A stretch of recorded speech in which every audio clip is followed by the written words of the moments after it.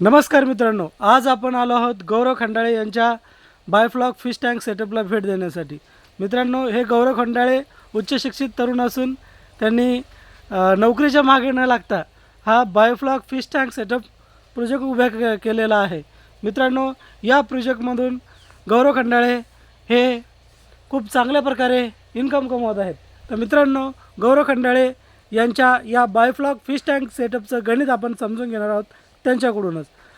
खंडाळे साहेब, तुम्ही हा प्रोजेक्ट कधीपासून सुरू केलेला आहे? आता याला साधारण 2 वर्ष कंप्लीट होत आहेत।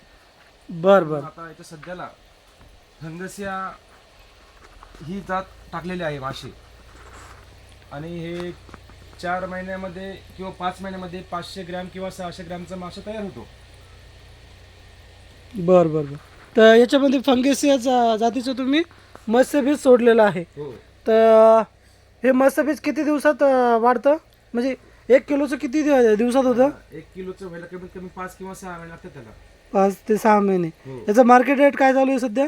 सध्याला 120-130 रुपये चालू आहे। बरं आणि एका टाकीतून आपल्याला अंदाजित उत्पन्न किती मिळणार आहे? आता सध्याला आपण एका टाकीमध्ये 3000 पीस टाकलेले आहे बघा। तर आपण सरासरी 500 ग्रॅमचा एक पकडू मासा। हां 500 ग्रॅम इज इक्वल टू 3000 करायचं। 1,500 किलो। 1,500 किलो। ओके, तर त्याचं काय मार्केट रेट चालू आहे? सध्याला 120-130 चालू आहे। बरं हा, मार्केटमध्ये समजा 200-250 लिखतं ते, पण आपण इथून लोकल समजा 120-130 देतो। बरं वा, छान। तर असंच हे इस्रायली पद्धतीचं मत्स्यपालन आहे बायोफ्लॉक फिश टँक सेटअप। हे आधुनिक तंत्रज्ञानाचा वापर करून चांगल्या प्रकारे हे बघा, हे असं ऑक्सिजन सिस्टम बसवलेली आहे। इथे ऑक्सिजन ब्लोअरमुळे या माशांना ऑक्सिजन दिला जातो कृत्रिमरित्या, आणि हा ऑक्सिजन जो आहे तो ऑक्सिजन या पाण्यामध्ये मिसळून या पाण्यामध्ये बायोफ्लॉक नावाचं खाद्य तयार केलं जातं, फ्लॉक। तो फ्लॉक काय करतो की या पाण्यामध्ये जो फ्लॉक आहे तो फ्लॉक या माशा खाऊन त्या माशा चं खाद्यावरचा जो खर्च आहे तो 50% ते 60% कमी होतो।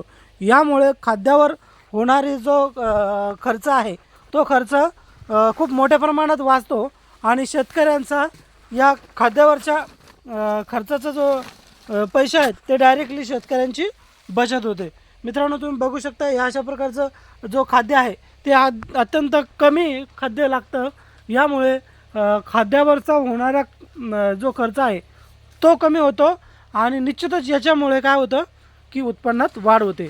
कोणत्याही पोल्ट्री असो, मत्स्यपालन असो, याच्यामध्ये सर्वात जास्त होणारा खर्च जो आहे तो आहे खाद्यावरचा, आणि या तंत्रज्ञानाने खाद्यावरचा खर्च कमी करण्याचं